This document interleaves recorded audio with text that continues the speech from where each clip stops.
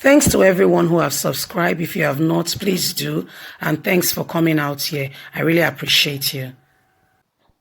How Yar Adua, Jonathan, and Buhari got Nigeria into deep trouble.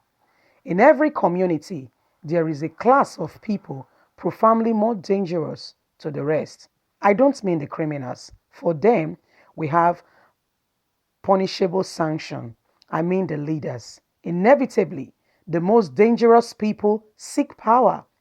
Three Nigerian presidents named above, their ministers of justice as well as ministers of finance, have finally landed 190 million fellow Nigerians in boiling water financially, from which only God can deliver us.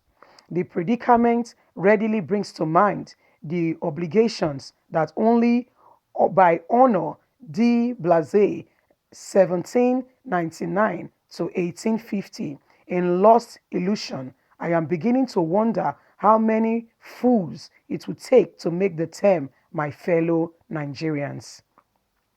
Since January 2010, our three leaders had kept hidden from us an unpleasant truth which will deepen our poverty and make any strong economy recover totally impossible.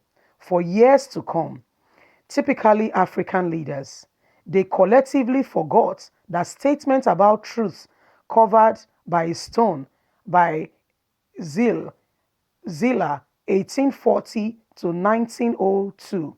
If you shut up truth and bury it on the ground, it will grow and gather to itself such explosive power that the day it bursts through, it will blow up everything in its way.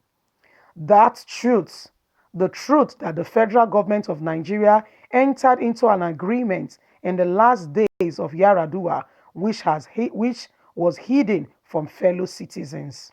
Since 2010, had financially burst through and is now thriving and blowing up everything, mostly in Nigeria economy in its way. To begin with, the 9.6 billion judgment against Nigeria represents about 40% of our 2019 budget, and more money we are scheduled to borrow to fund the year's deficiency.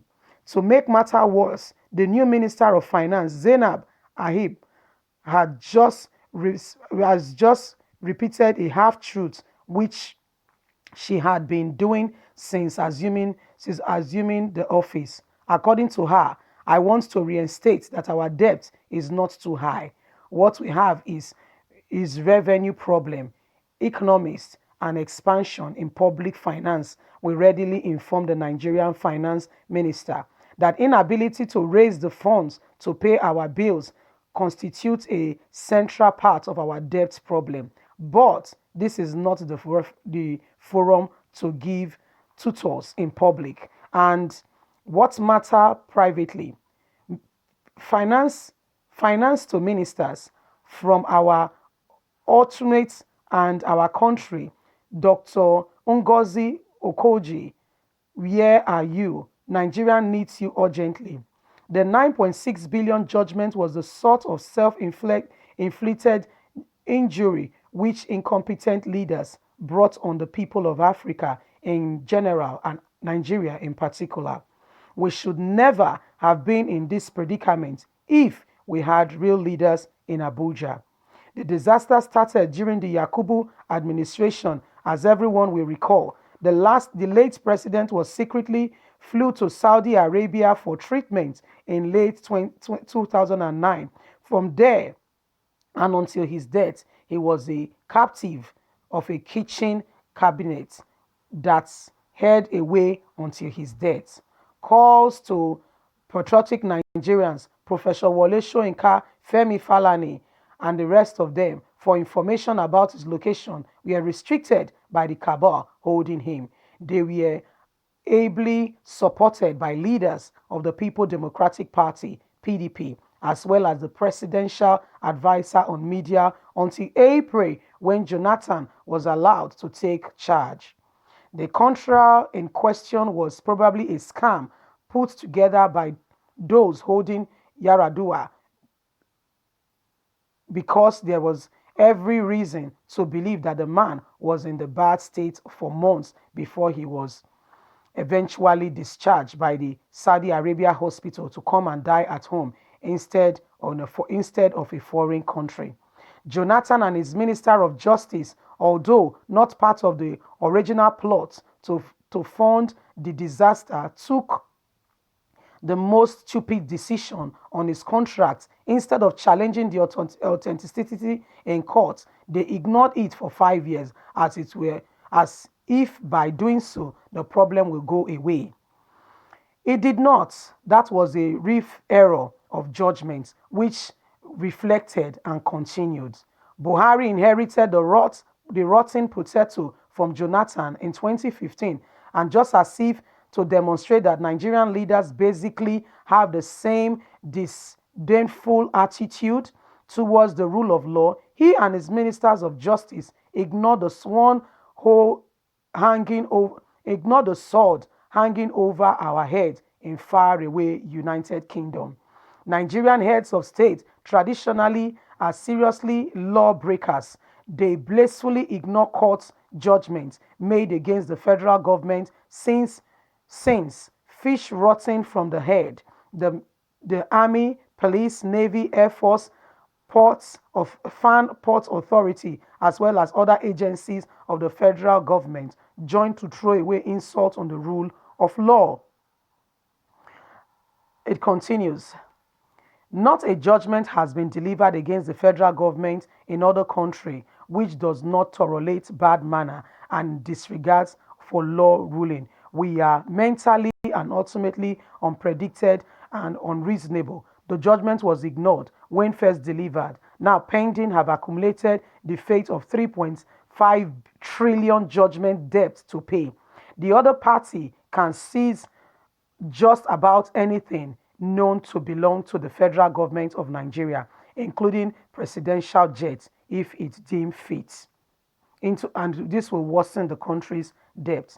The Minister of Justice, who for 4 years ignored the matter while in debt, exploded a new level, and the governors of the Central Bank of Nigeria have promised to appeal the judgment.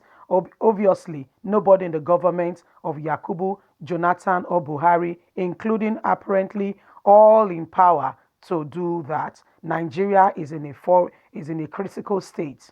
They went about federal government business as if the rest of the world does not exist, and our administration incompetence and our bull-headedness will no more impart. Everybody is hopefully learning a new lesson.